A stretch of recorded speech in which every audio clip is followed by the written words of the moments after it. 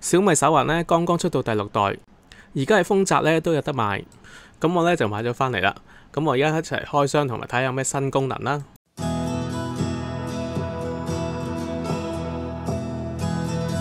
大家好，我係老鼠叔叔。呢幾個咧就係今次小米手環6嘅功能總結啦。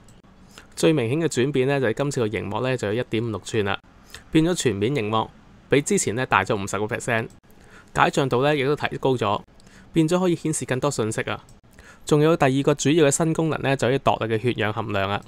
呢個血氧監測功能咧，亦都可以喺睡眠時間咧開着佢嘅，有助評估咧你有冇呢個睡眠窒息症啊！今次咧可以支援30種運動模式，譬如有籃球啊、hip hop 啊、拳擊模式。臨作咧都可以買翻隻嚟練下拳喎。今次小米手環6咧可以自動偵測到健步、跑步、踩單車同埋划艇機嘅運動啊！記錄運動方面咧就方便啲啦。支援50米嘅防水。Android 咧同 iPhone 咧都可以安裝小米手環6噶。咁我哋而家嚟開箱啦。呢個咧就係手環嘅本體。呢條咧就充電線啦，同上一代一樣啊，係採用磁力設計嘅。好明顯咧，你見到今次嘅畫面咧係大咗好多噶，佔晒成個手環嘅面積噶。手帶咧就同上一代咧冇乜分別，係個紐扣個位咧你撳邊靚少少咁樣。跟住仲有本說明書啦。我將說明書嘅內容咧放喺片尾啊，有興趣嘅朋友咧可以去片尾嗰度睇。我哋而家比較下第5代同第6代咧外觀上邊有咩唔同啦。左手邊白色標帶咧就係第5代，右手邊黑色標帶咧就係第6代。好明顯咧，第6代嘅屏佔率咧就高好多，但係標身嘅尺寸咧就冇乜分別嘅，大細咧係一樣嘅。因為佢哋嘅標身係一樣咁大咧，所以第5代同第6代嘅標帶咧可以互相互換嘅。特別之處咧，第6代咧就少咗噏位咧，所以條標帶咧就可以斜斜地咁擺嘅。第5、第6代咧都係採用呢個磁石吸力嘅充電線啊，同埋佢哋標身嘅弧位咧都係一樣，所以條充電線咧就可以互相互用嘅。呢個咧就係佢哋兩代標帶嘅比較啊，你見到咧啲 sensor 嘅位置咧有啲唔同嘅。小米咧出咗2隻 app 去駁呢個手環嘅，第一隻咧叫小米運動，第二隻咧叫小米穿戴。我不嬲咧就用開小米運動嘅，但係我用小米運動咧揾嚟揾去咧揾唔到隻手環啦。咁之後咧我就唯有 download 個小米穿戴嚟試下啦。小米穿戴咧就可以成功掃描到隻小米手環6，同埋將隻手環咧成功連接去部手機嗰度。咁之後小米穿戴咧就話個小米手環6咧更新個軟件啦。更新咗軟件之後咧，隻小米手環6咧就可以成功咧同小米運動連結啦。如果對你安裝過程咧遇到類似嘅問題咧，都可以試下呢個方法嘅。右手邊呢隻黑色標帶咧第6代啦，左手邊咧就5代啦。好明顯啦，你見到右手邊嘅資料咧顯示得清楚好多噶。5代咧每次咧只可以顯示1個 icon， 6代咧就可以顯示2至3個嘅。同埋6代咧同一頁咧可以顯示多啲行數，一次過咧可以睇多啲資料啊，唔使碌嚟碌去，方便啲咁啦。同埋6代咧可以監測30種運動模式，5代咧就只係有11種嘅啫。頭先片頭咧咪講過可以自動偵測你嘅運動模式嘅，咁咧你就喺 setting 嗰度揀翻運動檢測，就可以揀翻你想自動開始檢測嘅運動項目噶啦。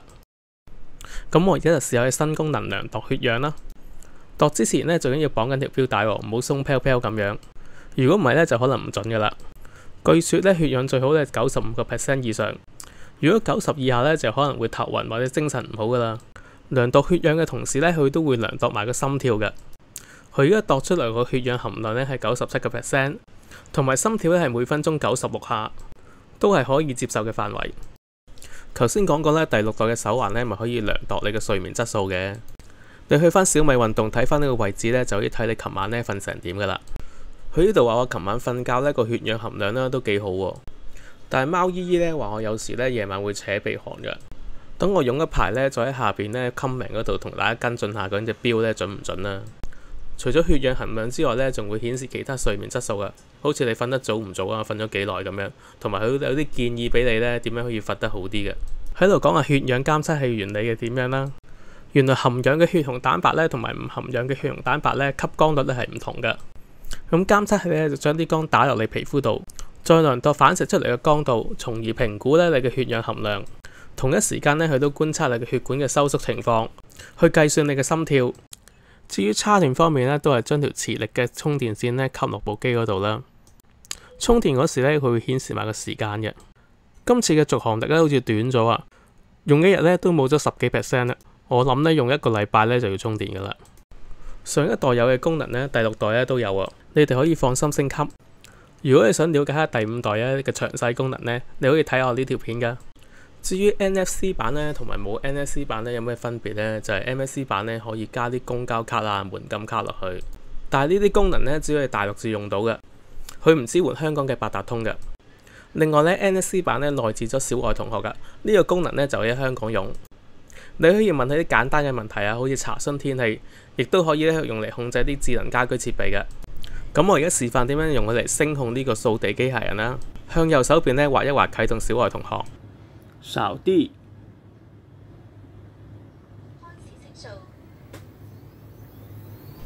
咁我掃地機械人咧就開始掃地噶啦。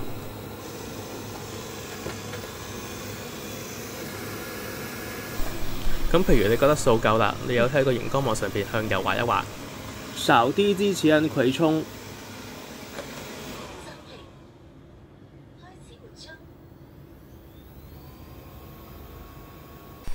咁佢就會返歸噶啦。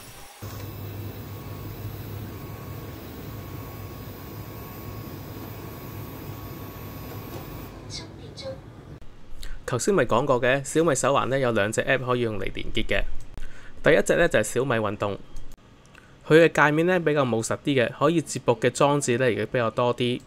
第二隻咧就係小米穿戴，佢嘅界面咧就比較卡通化嘅，比較適合年輕嘅用家。佢呢2隻 app 咧都有 Android 版同埋 iOS 版嘅。對於大部分嘅手機用戶嚟講呢，個兼容性咧應該唔成問題嘅。咁我哋而家睇下呢2隻嘅操作界面係點樣啊？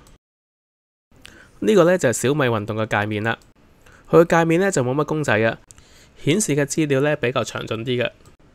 除咗手環之外咧，佢仲可以接駁華米運動手錶嘅、小米智能磅同埋咧智能運動鞋都得噶。呢個咧就係小米穿戴嘅畫面啦。佢嘅公仔咧係一個 3D 嘅卡通圖案。佢可以接駁嘅裝置咧種類比較少啊，只係有畫面 show 到呢幾隻。呢啲咧就係官方 app 入邊可以俾你選擇嘅錶盤啊，都好多選擇噶，有成幾10款啊。你亦都可以用你喜歡嘅相片咧嚟做錶面嘅，個效果咧就大約係咁樣。你揀圖片嗰時咧，記住要留意翻錶盤數字嘅位置喎，唔好撞埋一嚿。如果咁樣都滿足唔到你嘅話咧，你可以 Google Play 嗰度咧 download 第三方錶盤嘅軟件啦，會有更多款式嘅選擇。最後再睇翻佢說明書咧，有啲咩要注意嘅事項啦。呢度咧就教你點樣將個機身咧喺個錶帶上面插落嚟，最適當嘅佩戴嘅位置，點樣控制個錶盤，同埋 NFC 嘅使用，點樣充電，仲有啲技術同安全嘅資訊啦，你哋可以睇下噶。今日條片咧就去到呢度。如果你中意呢條片或者覺得呢條片咧對你有用咧，麻煩你俾個 like 留個言啦。最好就 share 條片俾你朋友睇啦，同埋訂閱個頻道。左手邊仲有2條片嘅，你睇下啱唔啱睇啦。多謝你嘅收睇，下次再見啦，拜拜。